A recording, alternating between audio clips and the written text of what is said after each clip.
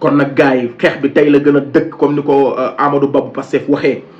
bu ñu déglu kenn nañu focus ci l'essentiel. Ousmane Sonko est notre seul et unique candidat et lenn mënu koo tee empêcher bokk ci ay élection jiar kontaane jox cër mbokk àdduna jiar kontaane jox cër mbokk internaute C'est le bon TV kon am mbokkum réew mi chaîne la chaîne de la vérité ci seen chronique comme ni leen koy defalee saa su ne ci tolluwaayu réew mi di wax rek balaa noo sore ñuy wax bàkk bi doo lay jën ndox la doo lay saxaaraay la mais doo lay site internet chaîne YouTube abonnement la aimer commentaire et partager ma leen di gën a ñaax ngeen gën di aimer vidéo yi c'est très important waaye di ko partager te di joxe seen xalaat ci commentaire yi te bu ngeen tàmbalee vidéo da leen ko jeexal ndax ngeen di mën a comprendre sujet bi c'est très important ku am ñaari junni yoo maye mayal ku la neex waaye soo bëggee dégg jàppal C'est le bon TV donc nag gars yi ñuy bëggee suma xarit suma mag suma xarit sama partenaire Cheikh Ahmadou Bamba Mboup borom association FILS formation et de réinsertion des lutteurs du Sénégal borom Global Excellence Group fële ca Parcelles Assainies unité 22 villa numéro 244 borom institut au métier de l'économie ak arène bi sécurité maa ngi koy bëggee doomu ndey Pape Modou Fall borom Diourbel di bëggee ñëpp rek fans club C'est le bon TV di nuyu ñëpp ko lem doo matal mais Bouna l'international borom je réclame 1 million d'abonnés pour Kona le véridique maa ngi lay ziar donc gars yi tey li ñu bëgg a waxtaanee rek ci waxtaan wu gàtt ci la xew ca Casamance la xew ca Casamance xëy na peut-être kenn ku nekk ci ñun war na ko xaar mais dañuy àndaat sant yàlla àndaat gën a comprendre at gën a jàppaat gën a góorgóorluwaat gën a tamit gën a wegaat ki nga xam ne mooy Ousmane Sonko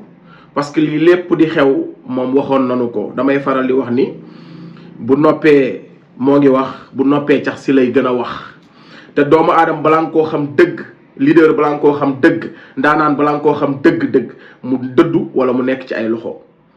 suñu kilifa yu baax yi ngay gis yépp tey wala képp koo xam ne dans l'histoire kañ lañ la gën a xam mais moment bi nga nekkee ci ay jafe-jafe ci la yàlla di gën a yëkkatee ci la yàlla di gën a wanee ci la yàlla di gën a dolli coow maanaam da ngay nekk taal bu yàlla taal may dégg olof yi naan sob ba dee nag dañoo foog ne dañoo maandu mais loolu kooku ku ko gën a sob amul mooy taal bu yàlla taal ñu naan sànni ca matt a gën fay ko ñàkk a maandu weesuwul taal bu yàlla taal nga ci sànni matt yàlla ëpp la matt moom taal bi taal bu yàlla taal maandu ci taal bu yàlla taal kuy nit danga cee war a maandu waaw te kontaan ci waaw mais ay sotti ci matak ay jëm koo fay yooyu yëpp ñàkk a maandu la sotti ci matak jëm koo fay yem taal bu yàlla taal danga ciy maandu te am ci mbégte looloo lay nuppal donc Ousmane Sonko nag loolu moo ñu dimbali ci moom ñun jéemuñoo yokk mat jéemuñoo fay dañoo am mbégte ci taal bi yàlla ci ko yàlla def te loolu rek mooy noppal képp kuy sénégalais dëkk biir Sénégal Ousmane Sonko ni ko yàlla def nga am ci mbégte loolu rek moo lay dimbali waaw ndax yàlla lu ko soob lay def te def na lu ko soob ba pare ci moom kon daf ñu ko doon wax li ma am ni ma mel du man mayuma ko sama bopp yàlla moo ma ko defal nit ki boo bëggee noppalu da ngay nangu li yàlla dogal kon bis ni ki tey yéen ñiy wax taal bu yàlla taal sànni cee matt gën fay ko maanduwu leen taal bu yàlla taal da nga caa maandu te bëgg ci ndax yàllaa la ëppi matt mu ngi mel ni booy dem di ko jéem a renforcer day mel ni da ngaa xeeb capacité yàlla mi ko taal da nga ciy maandu te am ci mbégte waaw kontaante rek waaw looloo lay dimbali kon ñun lii moo tax ñu nekk à l'aise am mbégteeg fierté di défendre Pastef di défendre Ousmane Sonko di défendre bépp membre bu nekk Pastef te bokkuñu Pastef mooy li ko sama papa Mbacké Sylla waxee démb rek mooy que képp kuy wax dëgg biir Sénégal di wax bonne gouvernance di wax maandute di wax di indi ay aaya ñu ne Pastef nga bokk moo tax su ma gisee kilifa diine yi di sànni pik Ousmane Sonko ak di ko wala boog ñi ñuy wooyee kilifa diine di sànni pik Ousmane Sonko ak di ko gaaruwaale ak di ko contre man damay jaaxle quoi parce que Ousmane Sonko il est l'incarnation parfaite de la religion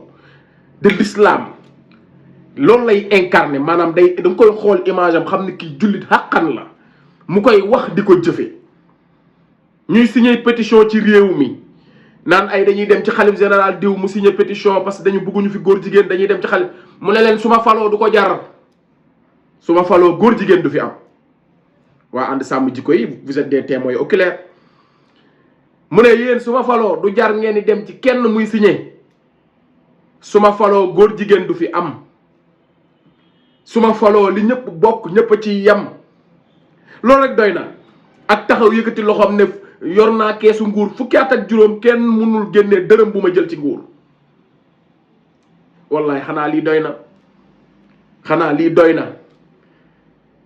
bu bay jotee nga ni ndaw ñi dem leen bay ji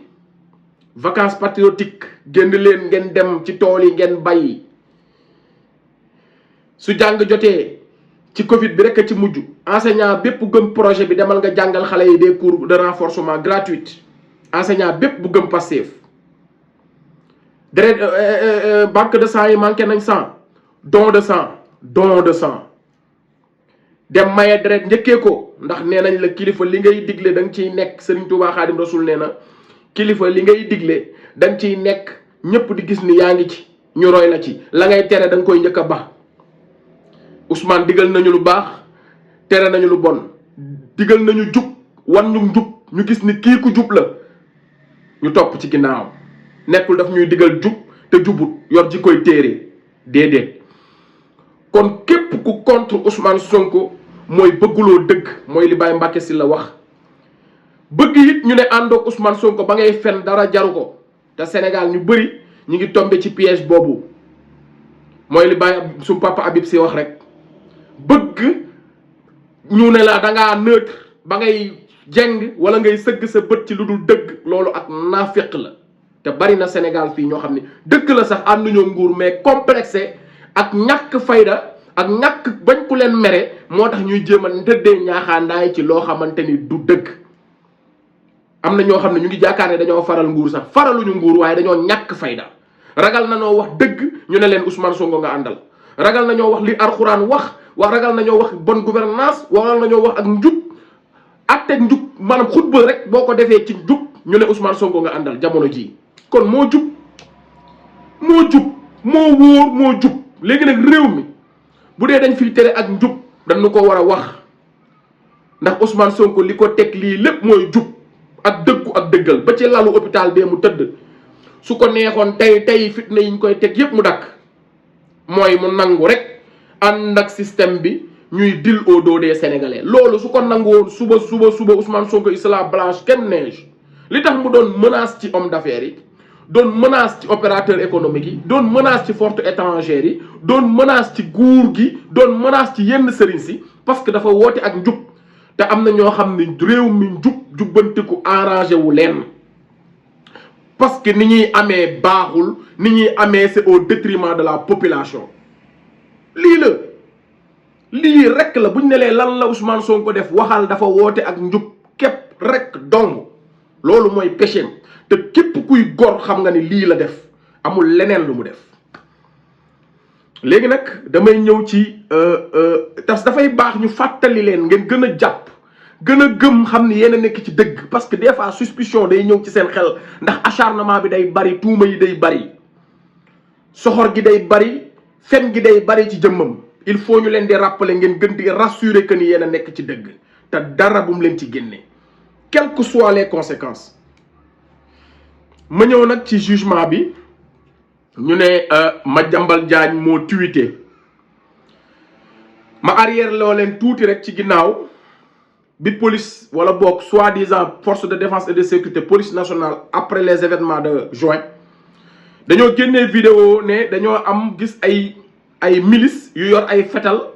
ñoom ñoo génne vidéo di tirer ci population bi ñooñu ñoom ñooy reyante waaye du ñoom ñooy rey askan wi waaye du ñoom te même bu dee ñooñu la ma ca waxoon mooy réew mu normal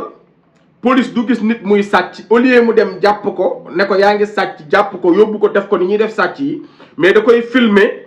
ba mu sàcc ba pare mu ñëw toog ak askan bi naan leen kii leen doon sàcc de jàpp ma ko waaye filmer naa ko moo ngi nii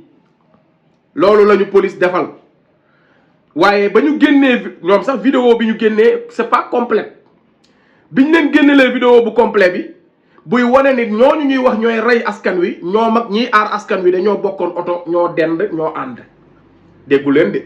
ñiñ ne ñooy rey askan wi ci manifestation di leen tiire ñoom ñooñu wan vidéo waaye ay liiween vidéo ba ñu wanoon vidéo bu gàtt la ñu indi leen vidéo bu mat sëkk bi buy wane ne ñoom ñooñu ñooy rey askan bi waaye bi ñu gisee vidéo complète bi ñoom ñooñu ñu ne ñooy rey askan bi ñi ne ñooy aar askan bi ñoo ànd. léegi nag ñoom ñu seen ministre de l'intérieur bu mën a fen bi mooy Antoine Diome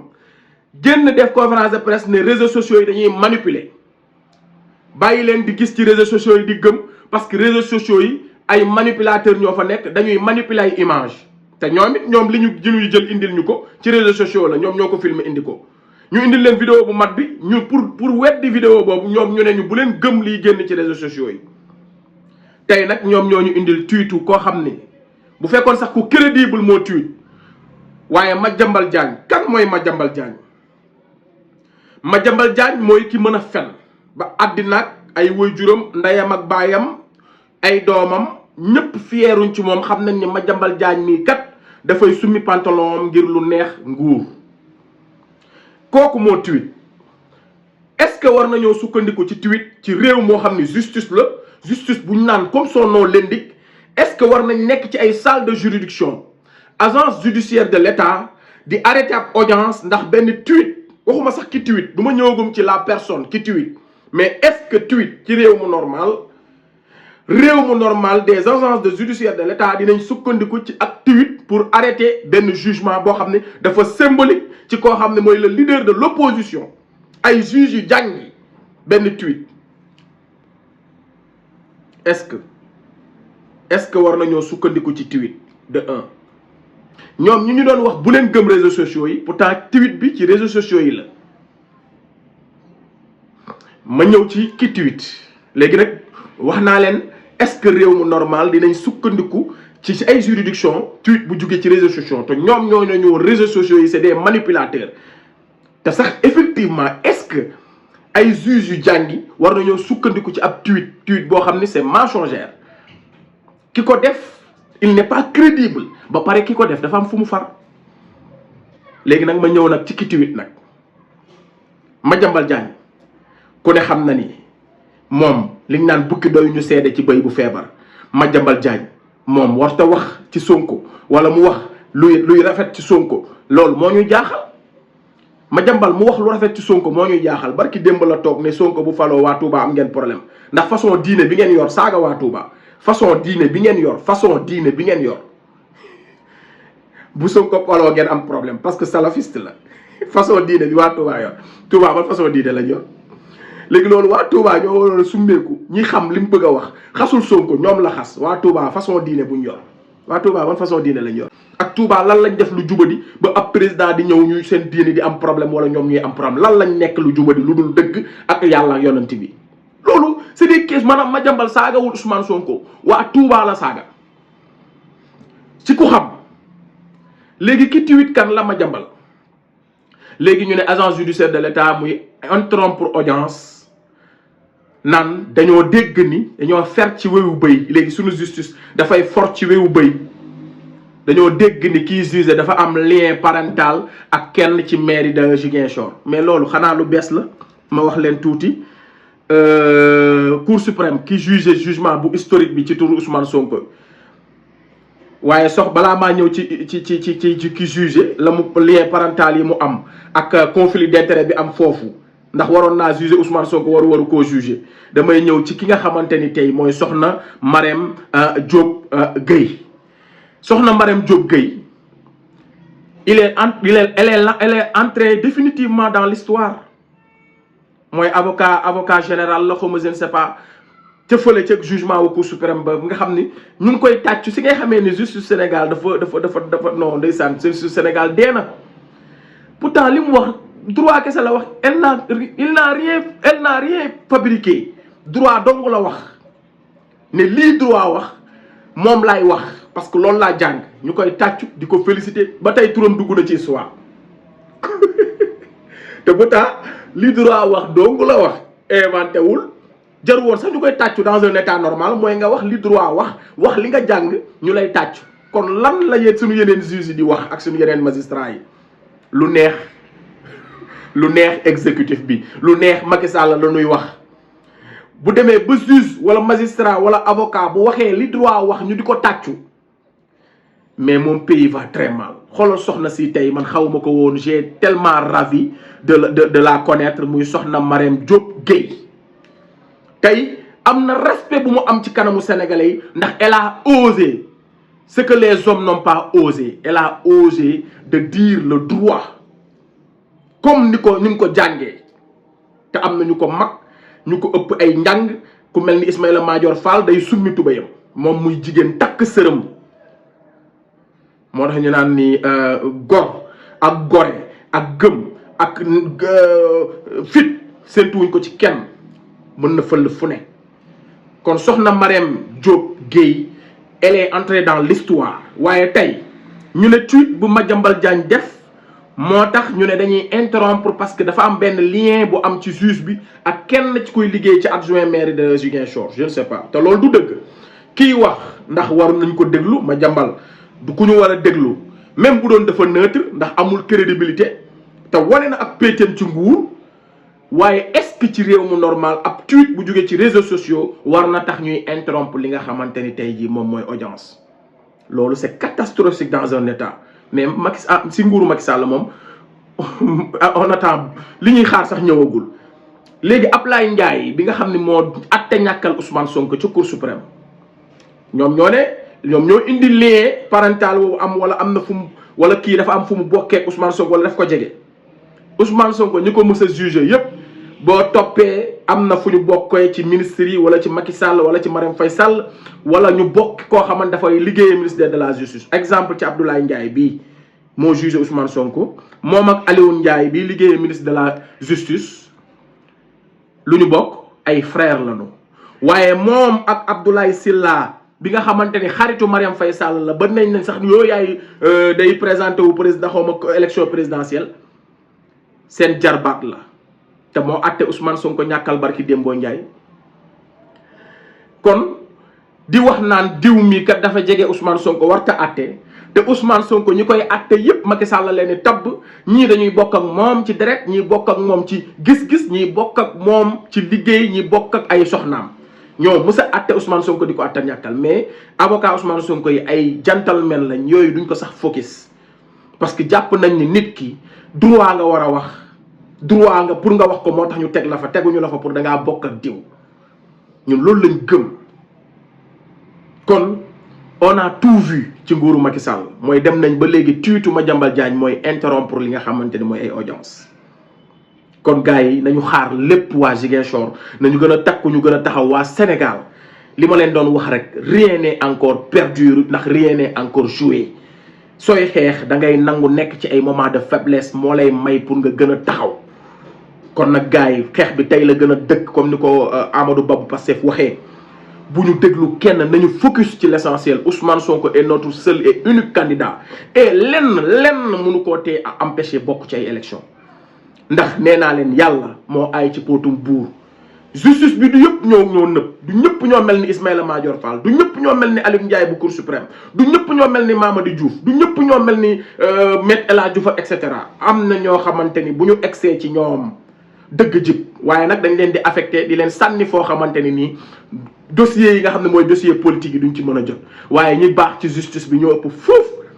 mais nag on fait la promotion de la médiocrité mbalit même ci gouvernement Sénégal yi dañuy xool ñi gën a yées ci parti yi gën a doon mbalit gën a nekk marionnette gën a nekk